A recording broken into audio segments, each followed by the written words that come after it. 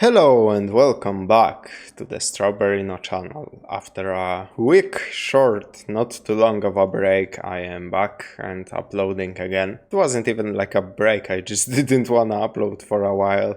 I tried uploading every single day and then got a little discouraged because the metrics didn't match, like doing essentially twice the work. The metrics did not line up with that. I was getting like maybe 20% more views and traffic than usual. So I decided to sit a couple of days out, and now I'm back uploading once every 2 days basically. And of course we're back with Ssethtzeentach's video.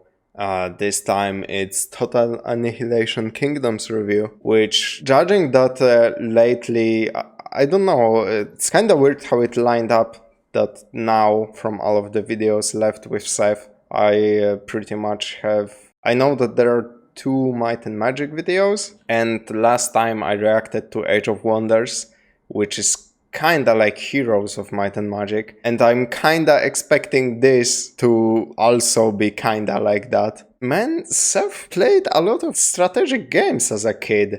Did you guys play strategy games as kids? I played like fucking Postal 2 and Half-Life. That's why I turned out to be so well adjusted to the society. I swear to God, I'm not afraid. Just let me inside your house. Anyway, yeah, I'm expecting it to be some kind of strategy game, possibly similar to Heroes of Might and Magic, and of course be very old and very niche.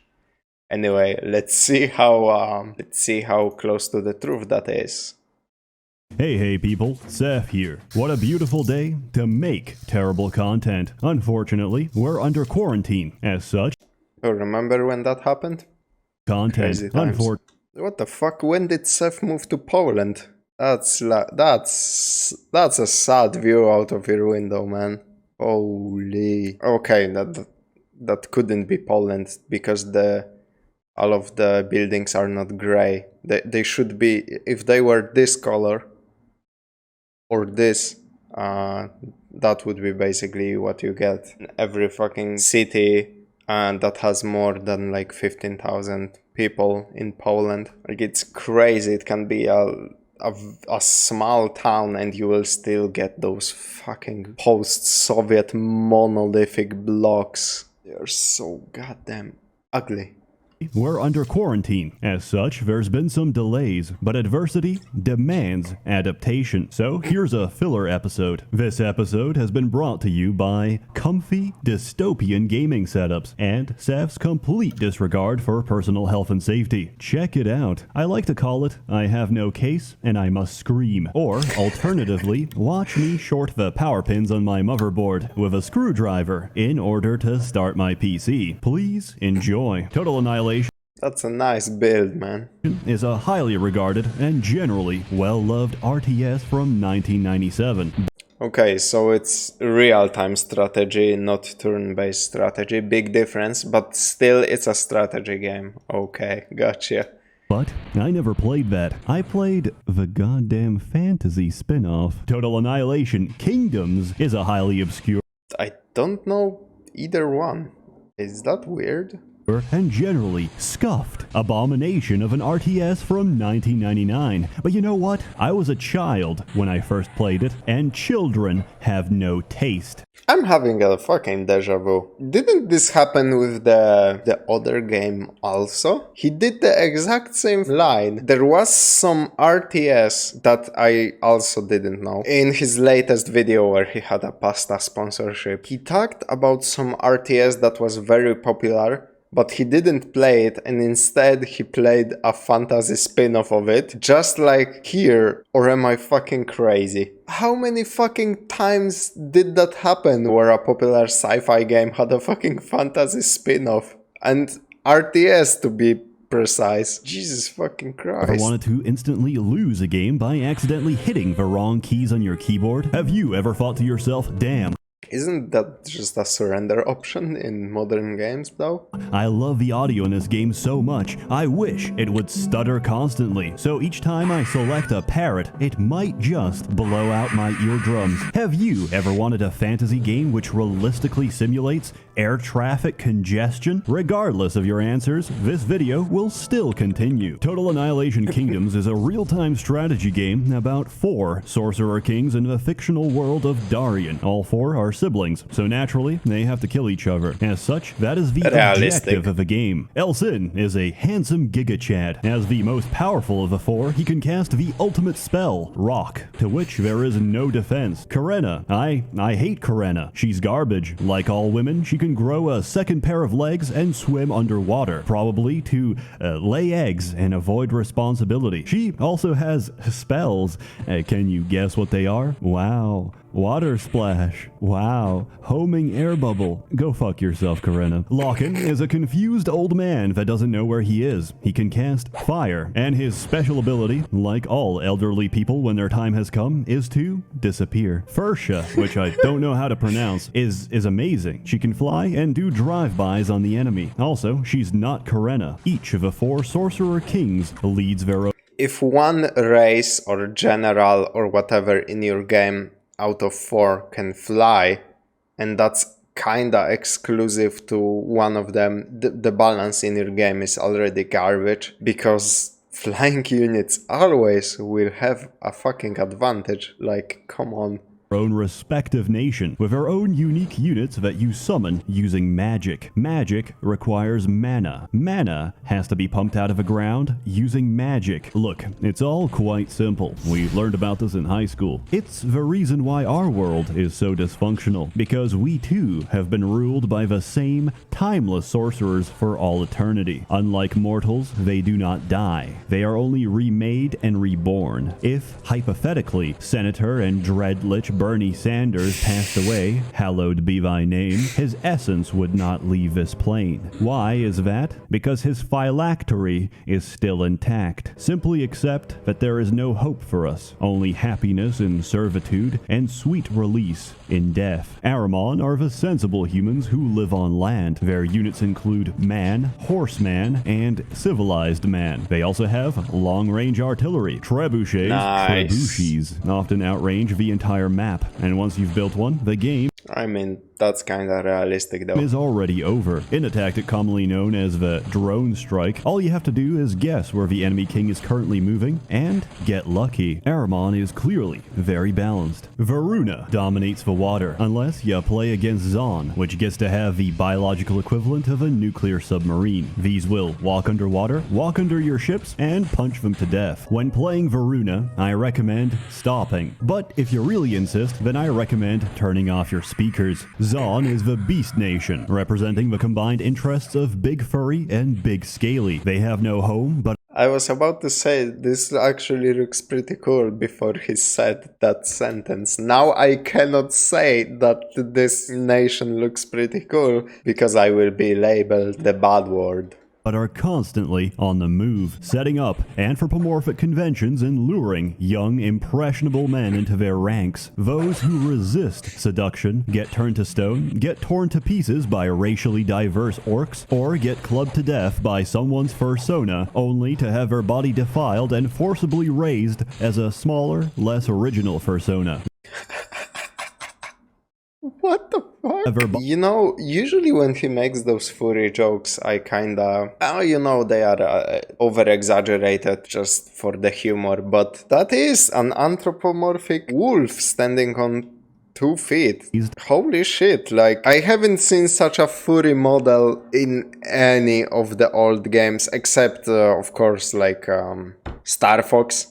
Which basically, Star Fox fucking awakened the furry community. Like, I don't have to explain internet lore to you. Crystal awakened people and doomed us, people of the future, to have to tolerate furries, because otherwise they will turn us into their fursonas, which is a fate worse than death. Whoever designed that model had to be at least curious if you catch my drift. As a smaller, less original persona, Zon doesn't have buildings. They use units to summon other units. They're pretty damn fun and very different from the rest. Then there's Taros. Taros is all about getting the job done. The Tarosian dictionary has no words for meaningless concepts such as ethics, morality, or conscience. It does, however, have a word for fuck yo crops and fuck this whack-ass flower bed. Get off my land, you squatting, rent-evading peasants. My favorite part about playing Taros is flying carpets, which are capable of performing some sick aerial drifts. Reject agrarian modernity. Embrace the carpet-gatherer tradition. Unfortunately, flying carpets also take up about 95% of the screen at any given time, cause the vast majority of air traffic congestions and collisions, and can't hit a stationary object to save their lives. Oh yeah, Total Annihilation Kingdoms also had an expansion, which added another faction.